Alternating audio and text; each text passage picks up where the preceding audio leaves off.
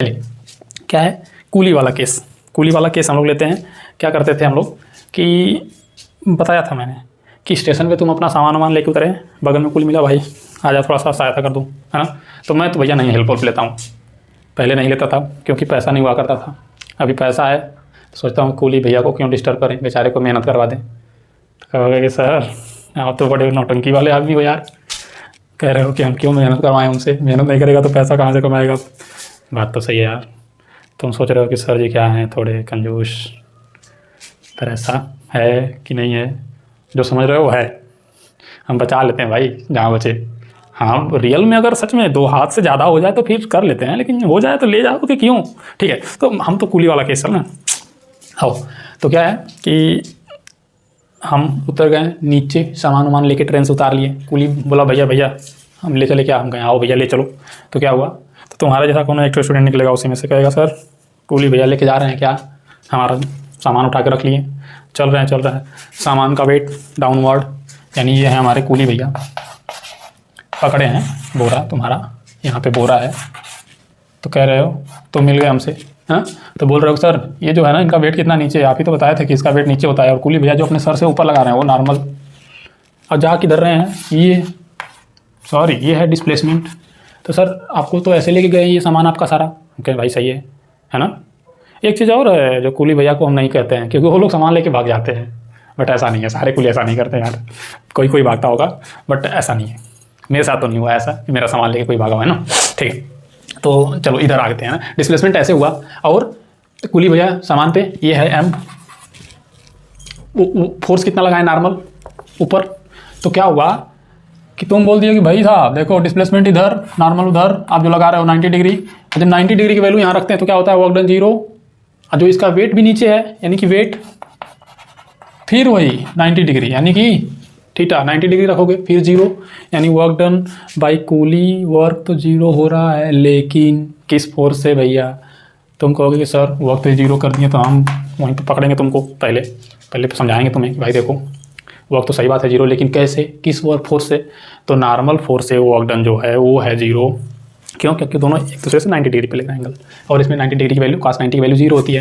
लिख ही देता हूँ मैं, cos 90 जाके पढ़ लेना, नहीं पता तो, पर पता होना चाहिए, जेई की तैयारी कर रहा है ना, जेई नीट के लिए। ठीक, दोनों एक साथ नहीं होता है, मुझे पता है भाई, जेई का नीट का अलग होता है, हम भी पढ़े हैं थोड़ा बहुत, है ना। तो क्या नाम है हाँ, तो यहाँ पे तो तुम बोलोगे सर कूली भैया तो वह क्या किए हैं 0, तो मैं कहूँगा यार तुम बात तो सही कह रहे हो, लेकिन इतना पे तो कूली तो उड़ा ले जाएगा क्योंकि मेहनत करके आया है ना। तो ये सब बोलने का नहीं, कान में बोल सकते हो धीरे धीरे। ठीक है, तो अब देखो क्या है ना कि यहाँ पे तो सच में वो work done by normal force और work done by weight of this block या जो भी सामान है ना लगेज, तो उस लगेज के वेट से जो भी है उससे भी वर्क डन तो 0 हो गया, ये तो बात सच है। लेकिन ये कूली भैया यहाँ पे जो जूता चप्पल पहन के चल रहे हैं ना, यहाँ पे कुछ मामला है जो एनर्जी लॉस कर रहे हैं उनका। तो देखो क्या होता है, कहते हैं ना कि action force is equal to reaction force. ठीक है, उधर भी मत जाओ अभी ज़्यादा, हम तुमको समझाएंगे कि नहीं भैया सुनो, कूली मार देगा अगर बोला कि वर्क डन 0 किए पैसा क्यों दूँ। तो ऐसा नहीं है, पैसा देना पड़ेगा, काम तो कराओ, कैसे किया है बताता हूँ।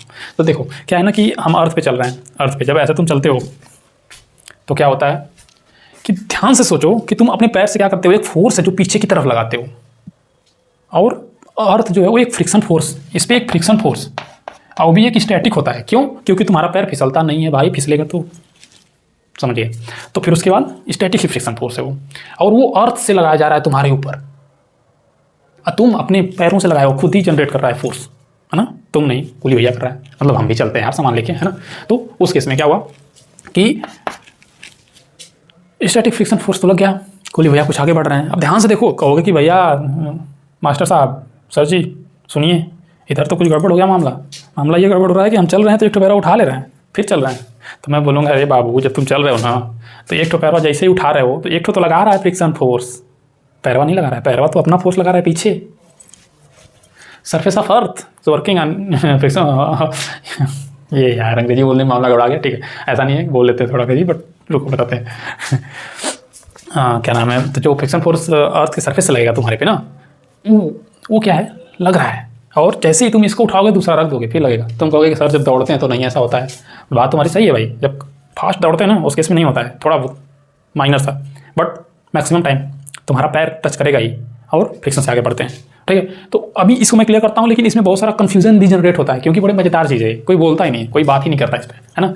मैं करूँगा और सारा कुछ क्लियर करके जाऊँगा इसका। तो यहाँ पे क्या हुआ कि हम वर्क डन बाई फ्रिक्शन एक ही बना दे क्या, ठीक है, मतलब स्टैटिक फ्रिक्शन से एक ही लेक्चर बना दे क्या, ये सोच रहा था मैं, मेरे दिमाग में उल्टा चलता रहता है, लेट जाती है वीडियो। आगे बढ़ते हैं, है ना। तो यहाँ पे हाँ ठीक है, ये फ्रिक्शन फोर्स लगा रहा है क्या, स्टैटिक फ्रिक्शन फोर्स, कौन, अर्थ तुम्हारे ऊपर, तो तुम भी तो उसके खिलाफ लगा रहे हो ना बाबू, वर्क नॉट वर्क फोर्स, और वही फोर्स इधर लगता है, यानी कि तुम इसी पर इस पे भी वही लग रहा है, बारी बारी से लगेगा, बारी बारी से स्टेप वाइज सेम, और इस पर सेम एक फोर्स तुम यहाँ से अप्लाई करोगे, और वो क्या है, मसल्स फोर्स, मसल्स के द्वारा तुम्हारे लगाया गया फोर्स है, ठीक है। तो उससे वर्क होगा, यानी कि डिस्प्लेसमेंट कुछ उधर हो रहा है और तुम इधर एक फोर्स लगा रहे हो, तो देखो 180 डिग्री बनेगा, मतलब माइनस, तो माइनस में एक वर्क होगा, और माइनस का जब वर्क होता है तो लॉस ऑफ एनर्जी होता है, ये भी आपको पता होना चाहिए। यानी कि इस केस में क्या होगा कि एनर्जी लॉस होगी, और वही कूली भैया की एनर्जी लॉस हुई है। और यहाँ पे भी work done by friction force positive हो रहा है कूली पर, और कूली तुम्हारा सामान लेके जा रहा है ना, लेकिन कूली भैया का जो भी अपना है खाया पिया हुआ, बेचारे बड़े मेहनत करते हैं, है ना। तो वो जो फोर्स लगा रहा है वो निगेटिव में हो रहा है, और नेगेटिव वर्क डन है, यानी कि लॉस ऑफ एनर्जी। अगर नेगेटिव वर्क डन होगा तो क्या होगा, लॉस ऑफ एनर्जी। जब नेगेटिव वर्क होगा तो लॉस ऑफ एनर्जी, ठीक है। तो यहाँ पे वही हुआ है कि नेगेटिव वर्क किया कूली भैया ने खुद से मेहनत करके, यानी अपने आप पे ही जो फोर्स लगाया उससे वो नेगेटिव हुआ, यानी लॉस ऑफ एनर्जी हो गया। अब तुम कहोगे कि सर ऐसा है क्या कि जब नेगेटिव वर्क होगा तभी हमारी एनर्जी लॉस होती है, अब जब पॉजिटिव वर्क होगा तो नहीं। जैसे कि तुम यहाँ पे खड़े हो गए और ले लिए एक बॉक्स लगे ढकेलने, तुम बोले कि हम इसको 10 न्यूटन से लगा दिए, 10 मीटर तक लेके गए हैं, तो मल्टीप्लाई कर दो भाई, वर्क कितना आया, 100 100 जूल। कहोगे तो पॉजिटिव यानी वर्क नहीं हुआ क्या, लॉस नहीं एनर्जी हुआ क्या। तो ध्यान से समझो कि ये जो ब्लॉक पे तुम धक्का दे रहे थे, तो वर्क डन बाई जो तुम फोर्स लगाए थे इधर 10 newton on the block is positive, हिलेगा खोपड़ी, ध्यान से फिर से, जब हम ब्लॉक ऐसे लगाएं तो work done by this force on the block, और फोर्स हमें लगाए हैं, ठीक है, तो वो कितना होगा, पॉजिटिव होगा।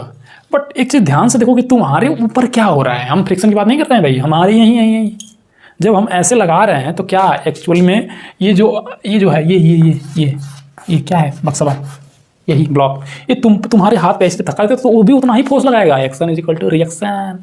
तो ये तुम पे भी इधर की तरफ 10 न्यूटन धक्का मार देगा बाबू, और जैसे ही वो इधर मारा धक्का तुम्हारे पर खुद पे ऊपर 10 मीटर तुम लेके गए, एंगल बना 180, यानी माइनस में, माइनस ही देख लो 10 न्यूटन इधर 10 मीटर तक गया तो ये 180 डिग्री बना, आकाश 180 डिग्री माइनस में 1 होता है, तो माइनस में आएगा आपका जो भी है, और उतना ही आएगा।